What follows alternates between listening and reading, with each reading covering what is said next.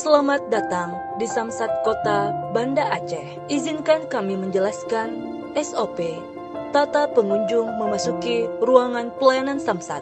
Pertama, seluruh pengunjung Samsat Kota Banda Aceh diwajibkan menggunakan masker sebelum memasuki area Samsat Batoh, Kota Banda Aceh. Kedua, pengunjung Samsat Kota Banda Aceh diperiksa suhu badan. Jika kondisi suhu tubuh normal, dipersilahkan mencuci tangan menggunakan sabun antiseptik terlebih dahulu.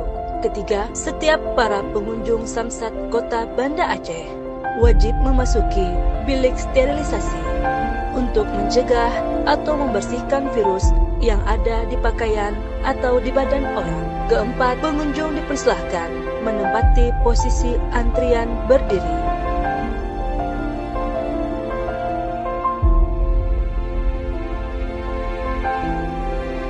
Kelima, pengunjung mengambil nomor antrian dan dipersilahkan oleh petugas untuk menggunakan hand sanitizer. Selanjutnya, pengunjung dipersilahkan duduk dengan jarak yang telah ditentukan.